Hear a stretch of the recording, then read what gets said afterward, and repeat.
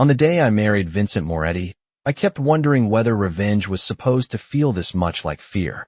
The cathedral smelled like white roses and candle wax, expensive and pure, the kind of place people came to promise forever, not plan destruction. My fingers were shaking inside silk gloves that had cost more than my first month's rent, and the diamond on my left hand felt less like jewelry and more like a handcuff polished until it looked beautiful. Everyone in New York who mattered was there. Judges with careful smiles. Women in couture gowns whispering behind champagne flutes. Men in dark tailored suits who never seemed to blink. And at the end of the aisle stood the man I had come to hate long before I ever learned the exact color of his eyes. Vincent looked like the kind of sin the city had learned to respect. Black tuxedo, shoulders square, expression unreadable. He didn't fidget, didn't glance around, didn't look nervous, because men like him didn't get nervous. They made everyone else do it for them. When his gaze found mine, the air in my lungs turned thin. I had spent 6 weeks preparing for this moment. 6 weeks learning how to stand near him without flinching. 6 weeks repeating the same promise to myself every night before bed. Marry him. Get close. Find the truth. Make him pay. It should have felt satisfying, walking toward him with all of Manhattan watching. Instead, every step down that aisle sounded too loud, like the church itself was warning me to turn around before it was too late. My heels clicked against the marble floor in a slow, measured rhythm, and with every step, I saw flashes of another night. A hospital hallway too cold for spring. A silver necklace in a plastic evidence bag. My sister Lily's name spoken in a voice so gentle it made the truth worse, not better. They never proved who was responsible. They didn't have to. In our part of Brooklyn, people knew who controlled what, who signed off, who looked away, and one name had floated to the top of every whispered conversation like oil on water. Moretti. Vincent Moretti. The man waiting for me now with one hand loosely folded over the other, as if this were any ordinary wedding and not the first move in a war I had carried in my chest for 2 years. When I reached the altar, the priest began speaking, but his words blurred into the low hum of blood rushing through my ears. I barely heard the vows, barely felt the weight of the veil pinned into my hair. All I could feel was Vincent beside me, calm and solid and impossible to read. Then his hand covered mine. Warm, steady, deliberate. I looked up before I could stop myself.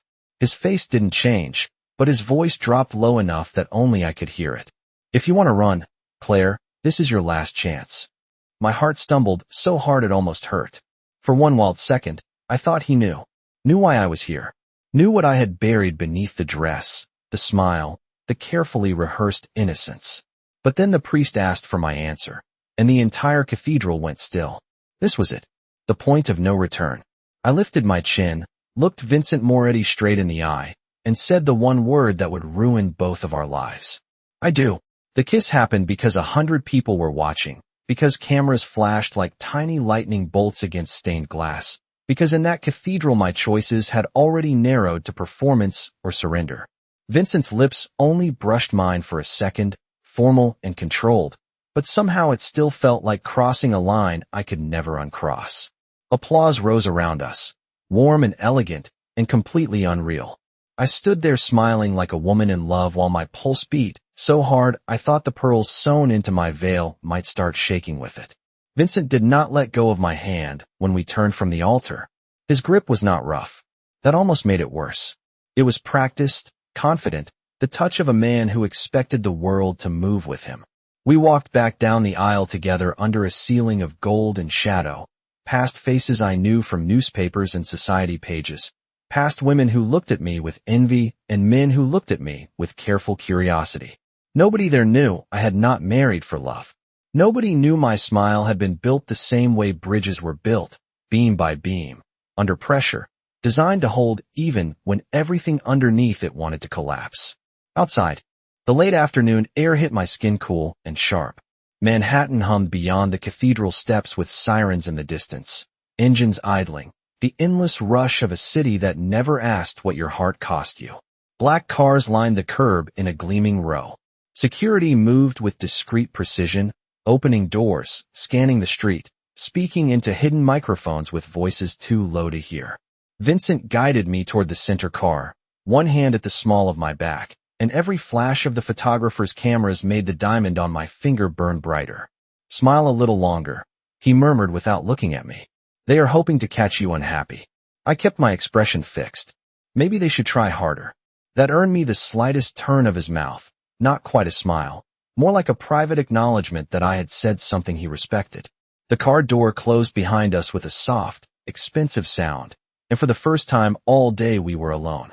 Or as alone as anyone could be, with tinted glass, a driver up front, and 2 escort vehicles behind us.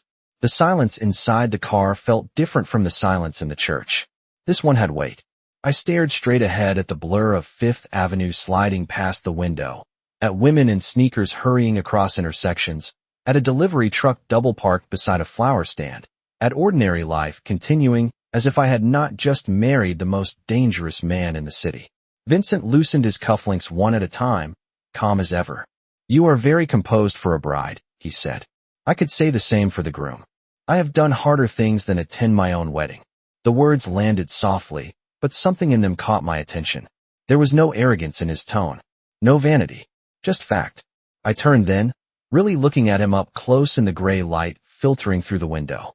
He was even more unsettling without the distance of a cathedral between us. Dark hair pushed back neatly, a jaw that stayed tense even in stillness, eyes the color of winter ocean water, cold at first glance, but not empty. Never empty. That was the problem. Monsters were easier to hate when they looked like monsters.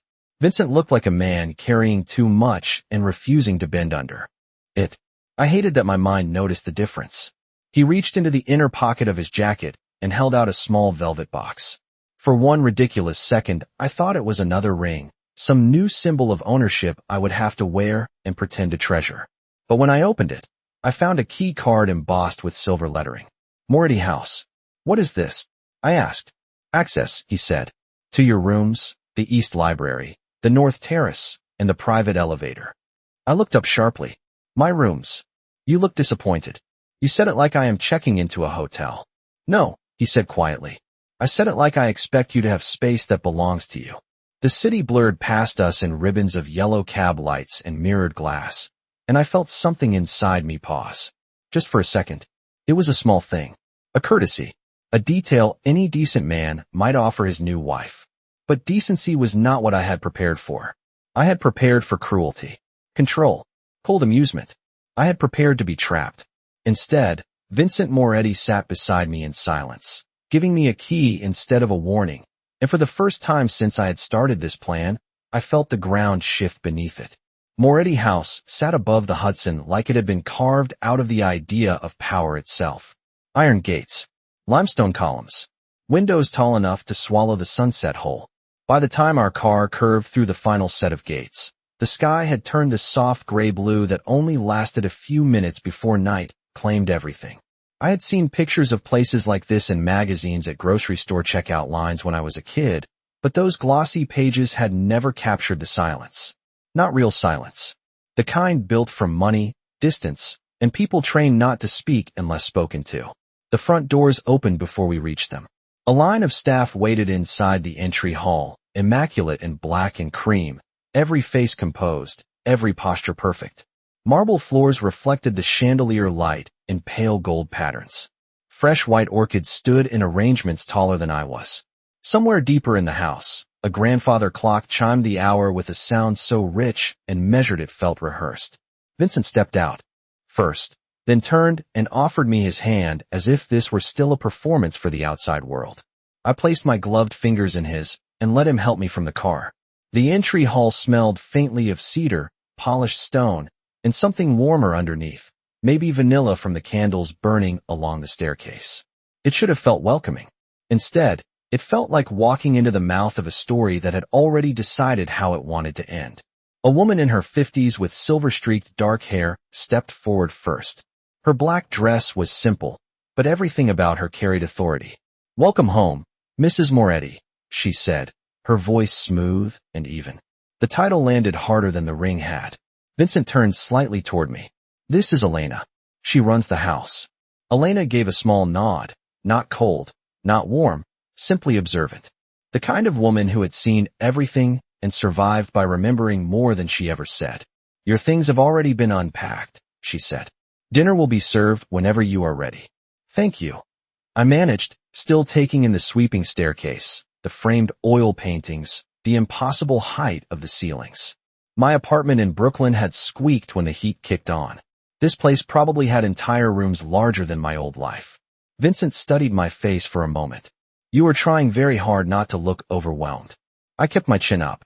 Maybe I am trying very hard not to look impressed. That private, almost smile appeared again. Brief. Dangerous in its own way. And are you? He asked.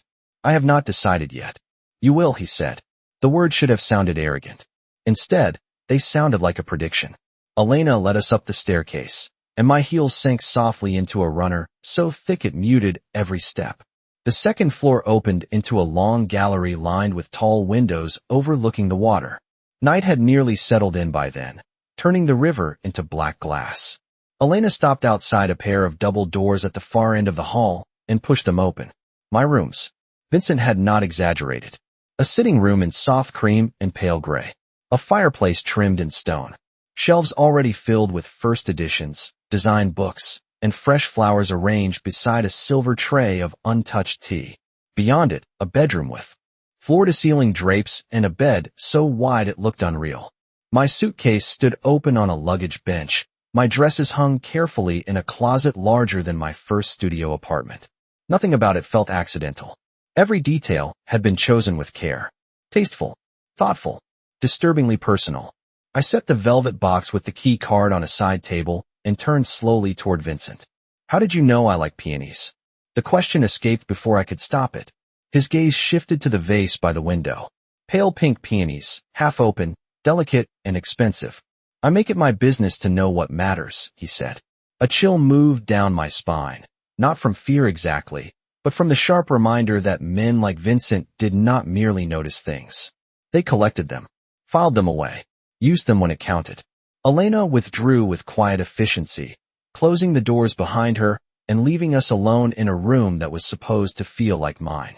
Vincent loosened his tie, just slightly, the first visible sign that the long day had touched him at all. Then he looked at the connecting door set discreetly between the sitting room and the main bedroom suite beyond. That door remains locked from your side unless you choose otherwise, he said. I stared at him, certain I had misheard. You are giving me a choice. I am giving you clarity. His eyes held mine, steady and unreadable in the dim lamplight. You may be my wife in public, Claire. In private, nothing happens in this house without your consent. For a moment I forgot every carefully built wall inside me. Forgot the files, the rumors, the years of anger I had carried like a second skeleton beneath my skin. Because cruel men did not say things like that. Dangerous men did not hand over space, keys, and boundaries as if respect cost them nothing. Unless, of course, they were very good at pretending. I folded my arms to keep from showing how much that unsettled me. Why are you being kind to me? Vincent was quiet for so long I thought he might not answer.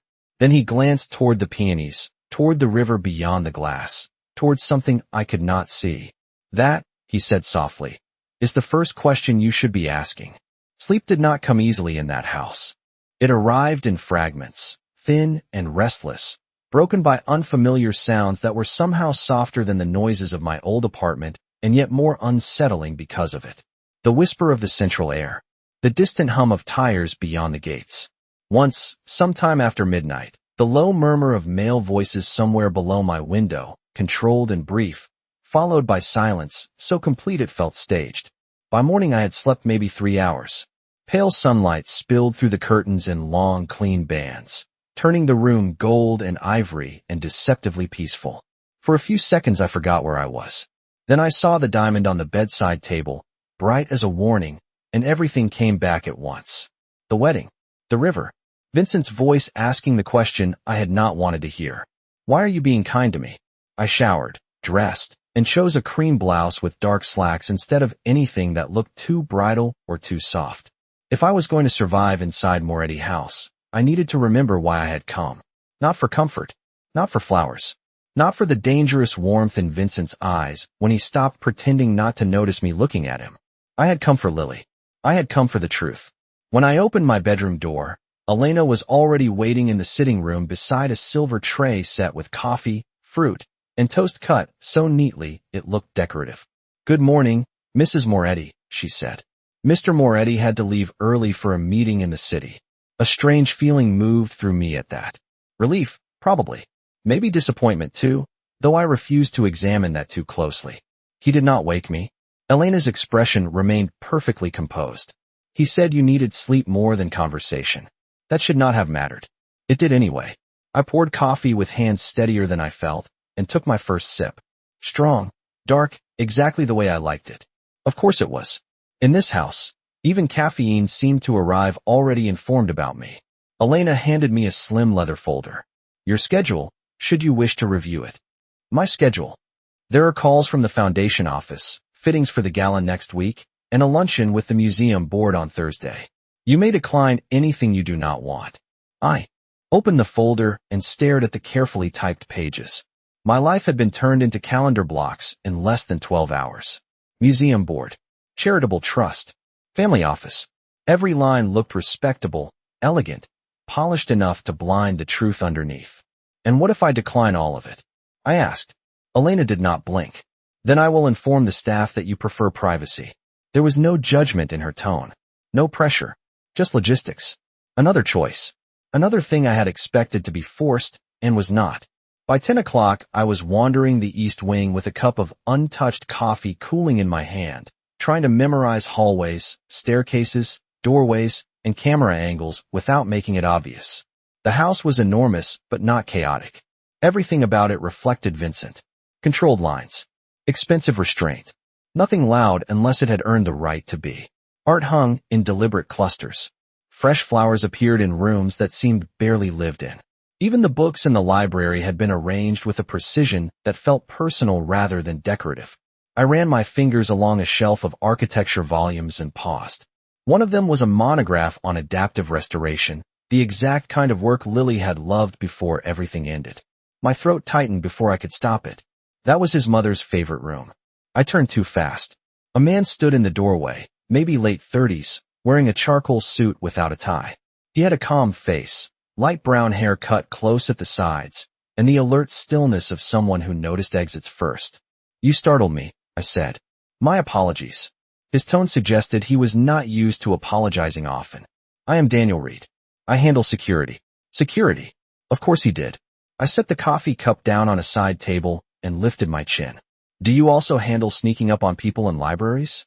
That earned the faintest hint of amusement. "Only when necessary." His eyes moved briefly to the book I had been touching, then back to me. Not invasive, just observant. Moretti men were apparently trained to make scrutiny feel like weather. "Mr. Moretti asked that you have access to the gardens, the library, the terrace, and the West Studio. Certain other areas remain restricted." "Restricted because I am new here," I said, "or restricted because I am not?" "Trust it." Daniel did not answer immediately, which was answer enough. "This house has procedures," he said at last. "For everyone." I stepped closer, lowering my voice. "Does everyone here answer to Vincent the way the city seems to?" His face gave away nothing. "The city answers to money, influence, fear, loyalty, and timing. Mr. Moretti simply understands all five." Then he inclined his head politely and stepped aside, leaving the doorway open behind him. Not a threat. Not exactly. More like a reminder wrapped in manners. I stood there for a long moment after he left, staring at the shelves, the polished wood, the river light cutting across the floor in silver bands. This house kept offering me comfort with one hand and warning with the other. And somewhere between those two things, Vincent Moretti was building a version of himself I had not planned for. When I looked down, I realized Daniel had left something on the side table beside my cup. A key card, black instead of silver, with no label at all. The black key card felt heavier than it should have. Matte black. No label. No logo. Just a thin strip of darkness resting in the center of my palm like a dare. I turned it over once, twice, then slipped it into the pocket of my slacks before I could talk myself out of it. If Daniel had left it there by accident, he was not careless enough to repeat the mistake. If he had left it on purpose, that was worse. It meant someone in this house wanted me to see something, or wanted to see what I would do when temptation was placed quietly within reach. The rest of the morning passed in a blur of polished hallways and careful smiles from staff who addressed me as Mrs. Moretti without ever asking whether I liked the title. I nodded, smiled when required, memorized faces. A younger maid named Tessa with quick hands and nervous eyes. A chef from Philadelphia who spoke about herbs with the seriousness of a surgeon. 2 security men by the west entrance who looked like former Marines and moved like they had learned how to take up space without seeming to. By noon the house had settled into a rhythm I could almost mistake for ordinary. Doors opening softly. Phones vibrating instead of ringing. Footsteps disappearing before they echoed. It was the kind of order money bought when it was old enough to become instinct. But underneath it, I could feel something else. A current. Not panic. Not chaos. Just the constant awareness that every person here served a structure built around one man. Around Vincent. Even in absence, he shaped the air. I waited until after lunch to try the card. The west corridor was nearly empty that hour, quiet except for the muffled sound of rain beginning against the windows. A spring rain. Fine and silver and steady. The kind Lily used to love because it made the city look softer than it was. I followed the corridor past the library, past a locked music room, past a staircase that curved down toward a private office wing, until I found a steel gray door tucked between 2 paneled walls so seamlessly it almost disappeared. No label there either. Just a small black sensor beside the frame. My pulse climbed fast enough to make me angry at it. I pulled the card from my pocket and held it to the scanner. A soft green light blinked. Then a click. Quiet. Final. The room beyond was colder than the hallway. Not freezing. Just cool in the deliberate way archive rooms and high-security galleries always were. No windows. Recessed lights. Shelves. File drawers. A long central table in dark wood. For one disorienting second, I thought I had found a private records room for business documents or foundation contracts. Then I looked closer. Photographs. Folders. Maps of the city marked with discrete tabs. Names typed neatly on labels. Some I recognized from headlines and whispered stories. Councilmen. Real estate developers. Charity board members. Judges. Not enemies, exactly. Not allies either. People who mattered. People Vincent had reason to watch. My mouth went dry. This was not chaos. This was architecture. A whole hidden system built from information instead of concrete. I moved slowly, fighting the urge to touch everything at once. A folder lay open on the table, as if someone had been interrupted and expected to come back. I should have left then. I knew that. Instead, I stepped closer and looked down. The first page held a charity event guest list from 6 weeks ago. The same gala where I had first crossed paths with Vincent. My name sat 3 lines from the bottom, highlighted in pale gray. Claire. Bennett. No title. No +1.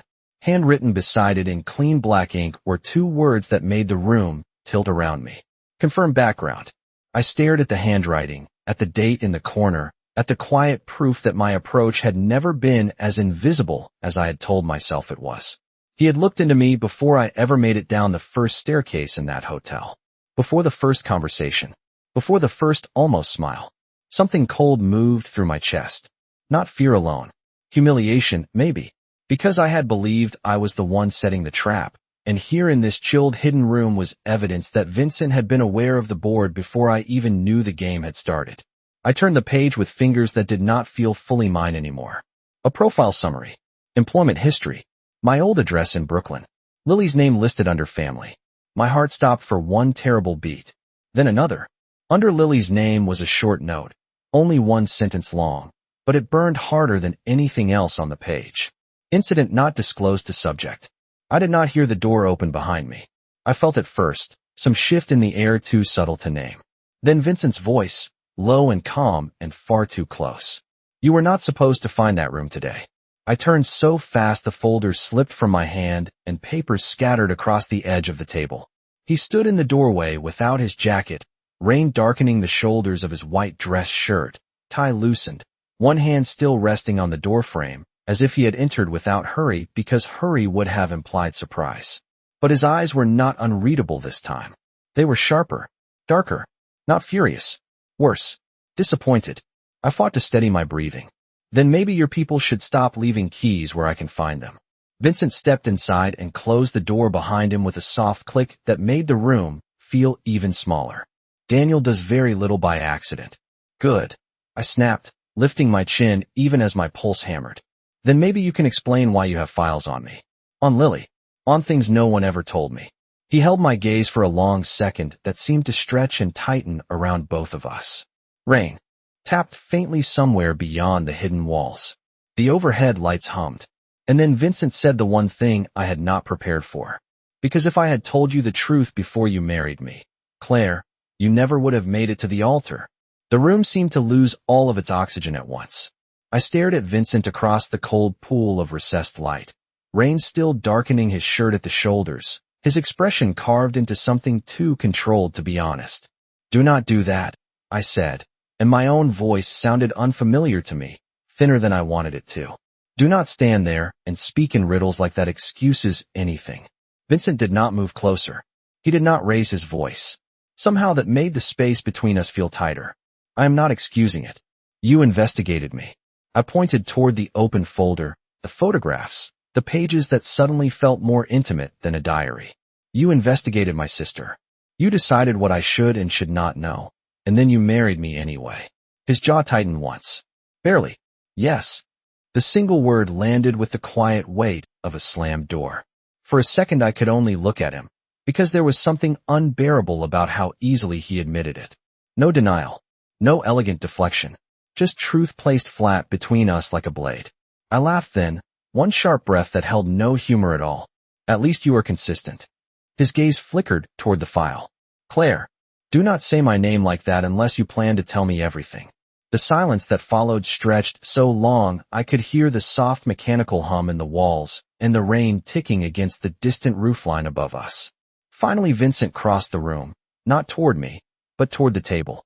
He gathered the papers I had scattered and set them into a neat stack with precise hands, as if order itself might keep the past from spilling further. Lily Bennett was not killed because she was careless, he said. Every nerve in my body went rigid. Then why? My voice came out smaller that time. I hated that. Hated how quickly grief could strip me down to the oldest, weakest version of myself.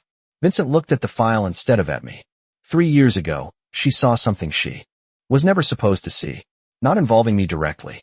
Involving a shipment routed through one of my father's old networks after I had already begun cutting ties with half the men who built this empire.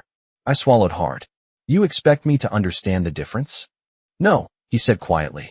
I expect you to understand that the men responsible were using my name long before I had the power to stop them. The words struck harder than I wanted them to. Because part of me had imagined exactly this possibility in the darkest hours, then buried it because ambiguity was harder to hate than certainty. And Lily? I asked. What did she see? Vincent lifted his eyes to mine then, and there was something in them I had not seen before. Not fear. Regret. Deep and old and worn into him so thoroughly it looked permanent. A transfer. Names. Accounts. Enough to expose people who survive by keeping everything indirect. My fingers curled against my palms. Did she come to you? No. He said it like it still cost him something. She went to someone she thought she could trust. Someone connected to the foundation through a legal advisory board. He passed the information along to the wrong people. I stared at him. You know who did it. I know who profited from her silence. I know who cleaned it up. I know who made sure the official version stayed neat. My heartbeat had turned strange, too fast and too distant at the same time. Then why was I never told? Vincent's face changed then, only slightly, but enough. Enough to let me see the exhaustion beneath the discipline. Because when I found out your name, where you lived, how close you still were to all of it, you were already being watched. The room fell away around me. By who? He hesitated.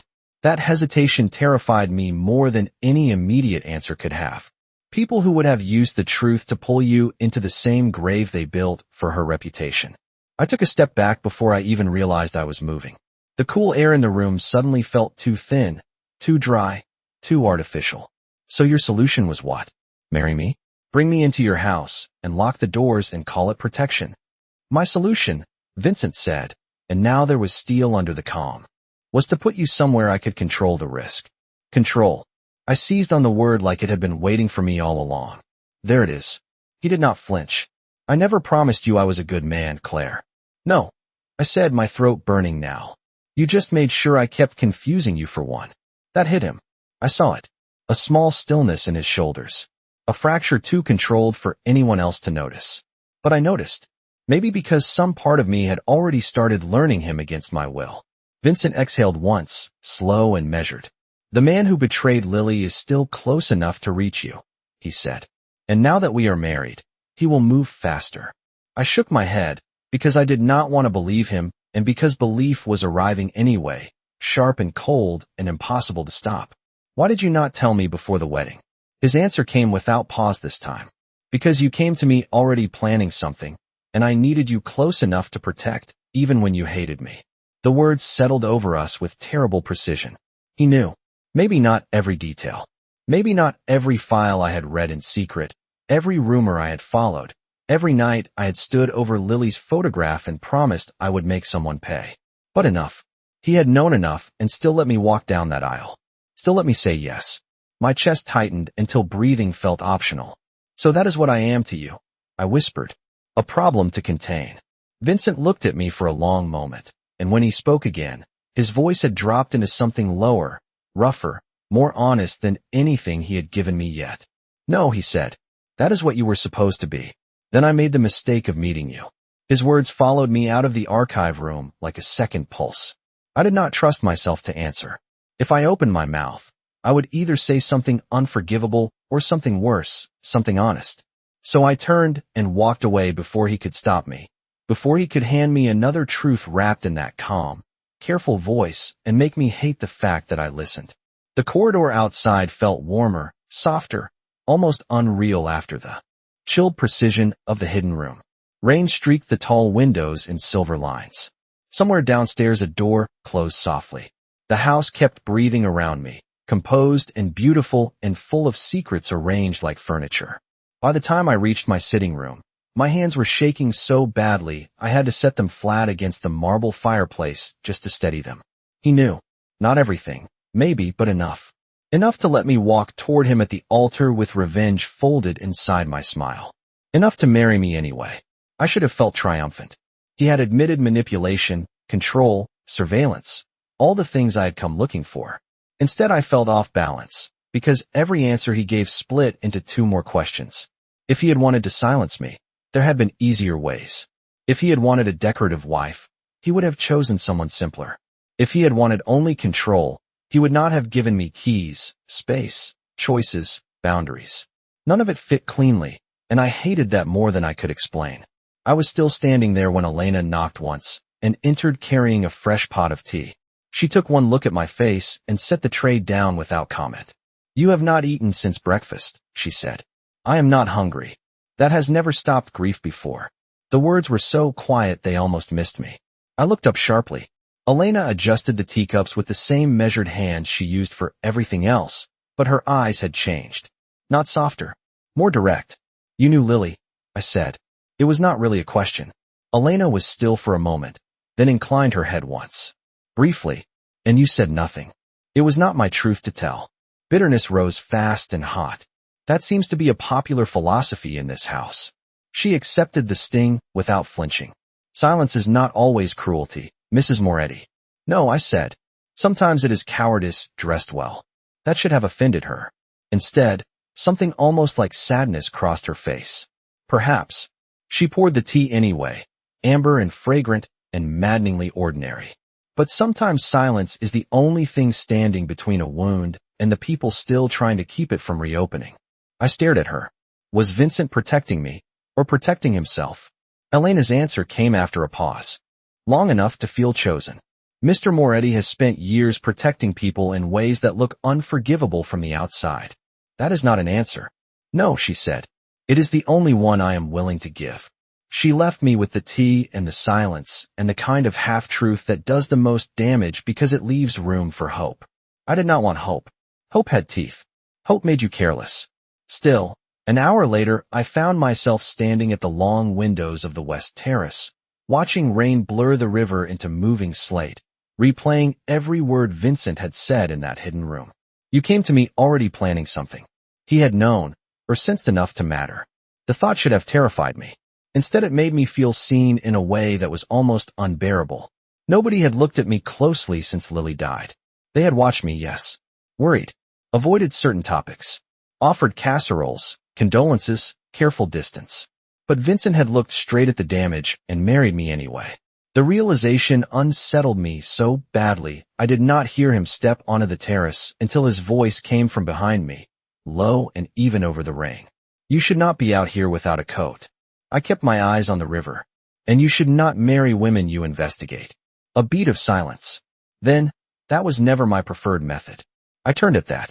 He had changed into a dark sweater and slacks, the formality of the wedding and the city stripped away, leaving something somehow more dangerous because it looked almost human. His hair was still damp from the rain. His face tired in a way he would never admit. He held a wool coat over one arm, and when he stepped closer, he did not try to place it around my shoulders without permission. He simply offered it. Another choice. Always another choice, as if he knew exactly how disarming that had become. Why did you really come after me? He asked. Not accusing. Not cold. Just direct. I should have lied. I had planned for lies. Practiced them until they felt smooth enough to survive eye contact. But the rain kept falling, and the river kept moving, and the man in front of me had just handed me more truth than anyone else had in 2 years. Because I thought you were the reason my sister died, I said. Vincent went very still. No shock. No performance. Just a long, measured breath. And now, he asked. I looked at the coat in his hand, at the rain caught on his lashes, at the careful distance he kept even now. Now, I whispered, hating the crack in my own voice. I do not know what you are. His gaze held mine with a steadiness that felt far too intimate for a man I had sworn to ruin. Then he placed the coat over the back of a nearby chair instead of on me, a restraint so quiet it hurt, and said, That makes 2 of us. The next morning broke bright and clear, as if the storm had spent itself in the night and left the world scrubbed clean on purpose. Sunlight spilled across the river in hard silver shards, catching on the glass walls of Moretti House and making everything look sharper than it had the day before. I stood in front of the bedroom mirror fastening a pair of pearl earrings Elena had left out for me, staring at my own reflection like it belonged to someone else. My face looked composed. My hands did not. I had spent half the night replaying Vincent's words on the terrace, turning them over until they no longer sounded like strategy or seduction or any version of manipulation I knew how to defend against. That makes 2 of us. It should have been a deflection. Instead, it had sounded like confession. By 10 o'clock, the house was alive with a different kind of energy. Quieter than panic. Sharper than routine. Staff moved faster. Security spoke more often into hidden microphones. Phones vibrated against polished wood surfaces and were answered in low voices that stopped the second I entered a room. Something had changed, and everyone but me seemed to know the shape of it. I found Daniel in the front gallery speaking with 2 men in dark suits beside the staircase. He noticed me immediately and dismissed them with a glance. Good morning, Mrs. Moretti. Nobody says good morning like that unless it is a lie, I said. His mouth almost moved. There is additional press activity at the gate. Press does not make half the staff look like they forgot how to blink. His gaze flicked, briefly toward the entrance, then back to me. Mr. Moretti has asked that you remain inside today. Asked, I repeated. Or ordered. He was careful to phrase it as a request. I folded my arms. That is not what I asked. Daniel was quiet for a second. There are developments. What kind of developments? The kind that move fast once people think they have leverage. The word landed badly. Leverage. Not danger, not concern, not inconvenience. Leverage. As if I were no longer only Vincent's wife or Lily's sister or the woman standing in front of him demanding answers. As if I had become a pressure point in someone else's map. Before I could press further, the front doors opened and Vincent stepped inside with the force of weather changing. No raised voice. No dramatic entrance. Just an immediate shift in the room that made everyone else straighten almost invisibly around him. He had on a charcoal coat over a dark suit, his hair wind-touched, his face unreadable in that particular way that meant he was controlling too much at once. His eyes found me before anything else. Claire. Only my name, but something in the way he said it made Daniel step back without being told. I waited until Vincent closed the distance between us before speaking. You want to tell me why your house suddenly feels like a locked embassy? His gaze searched my face quickly, efficiently, as if checking for something invisible. Because someone made a move earlier than I expected. What kind of move? He glanced toward the staff, still pretending not to listen. Walk with me. I should not have followed him so easily. I knew that. But he did not touch me, did not steer me, did not reach for my arm. He simply turned toward the morning room and trusted that I would come, which was somehow more infuriating than force would have been. The morning room overlooked the south gardens, all clipped hedges and white stone, and early roses just beginning to open. Vincent closed the doors behind us and finally faced me fully. Up close, the strain around his eyes was easier to see.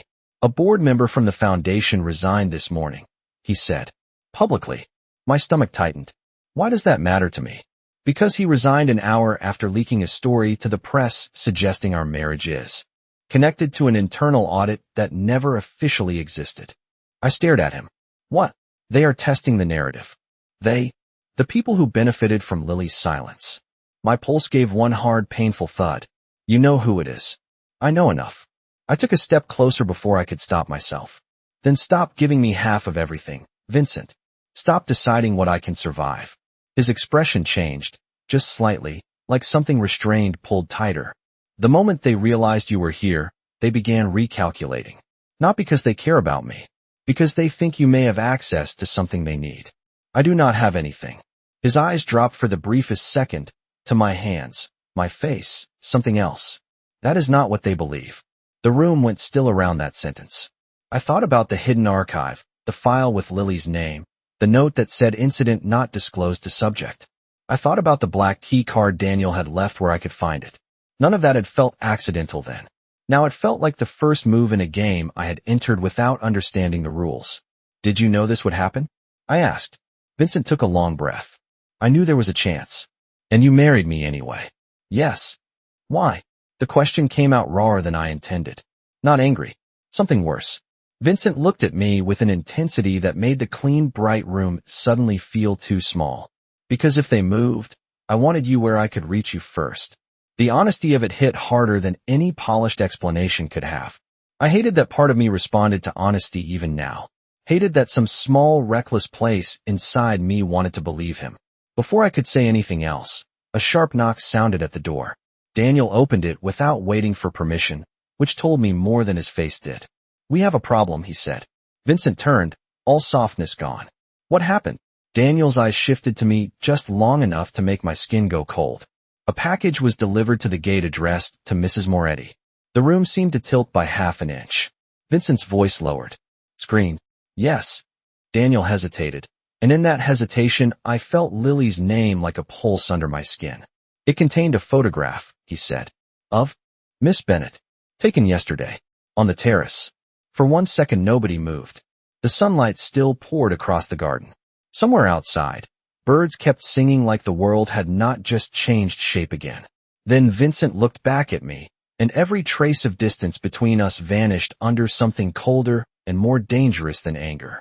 Now, he said quietly, you finally understand why I married you before they could get to you first. Daniel handed the photograph to Vincent, but I reached it first. My fingers closed around glossy paper still cool from whatever plastic sleeve it had arrived in, and for a second all I could see was my own face caught in profile against the gray river light. My hair moved slightly by the wind, Vincent's coat hanging untouched over the chair behind me. The angle was distant, deliberate, taken from outside the property line or somewhere close enough to feel impossible. On the back, written in clean block letters, were 6 words that made everything inside me go cold. She looks just like her sister. I did not realize I had stopped breathing until Vincent took the photograph gently from my hand and set it face down on the table as if turning it over could reverse what it meant. Who sent it? I asked. Daniel's expression did not change. No identifying mark. Standard courier drop. Paid in cash. Convenient, I said, though the word came out thin. Vincent was already moving. Every line of him sharpened into purpose. Double the perimeter. Pull footage from every camera from dawn until delivery. No one in or out without clearance from Daniel or me. Daniel nodded once and disappeared, the door closing behind him with a soft click that somehow sounded more final than a slammed one would have. Then it was just Vincent and me in that bright room with the photograph face down between us like a third heartbeat. I stared at the table because looking at him felt harder. She looks just like her sister. My own voice sounded distant. That means they knew about me long before this week. Yes, Vincent said. Not softly, not cruelly, just truth again, clean and merciless. I laughed once under my breath, but it broke in the middle. I spent 2 years believing I was hunting a ghost, and all this time someone else was standing close enough to take pictures. Vincent stepped nearer, not enough to crowd me, just enough that I could feel the shift in the air. Claire. No, I looked up then. No more careful voices. No more half answers. You said they think I have access to something they need. What is it? He held my gaze for a long moment, and in that silence I knew he was making a choice. Not whether to lie, whether to trust me with the full weight of whatever came next. Finally he reached inside his coat and pulled out a thin cream envelope sealed with dark blue wax, already broken. This arrived at my office an hour before the package. I took it from him with hands that no longer felt steady. Inside was a single sheet of stationery embossed with the crest of the Fontaine Foundation, one of the oldest charitable organizations in the city, respectable enough to sit on museum walls and gala programs, clean enough to hide in plain sight. The note was typed and signed. Your wife has the original ledger page. Deliver it by Friday or the marriage becomes a funeral. I read the sentence twice, then a third time, because my mind refused to understand it all at once. Ledger page. I whispered. Vincent's jaw tightened. The transfer record Lily copied before she realized what she had stepped into. The page proving the money moved through legal accounts connected to the foundation board. I looked up sharply. I do not have that. I know. Then why do they think I do? He exhaled slowly. Because Lily hid something before she died, and the only name she ever wrote down for anyone to contact in an emergency was yours. The room tilted for real that time. I gripped the edge of the table to steady myself. She wrote my name down? Vincent nodded once. A week before everything fell apart, she met with one of my investigators. Off the record, she was frightened, but she was still trying to do the right thing. She said if anything happened, you would know where she kept things that mattered. Tears burned so fast I hated them for arriving at all.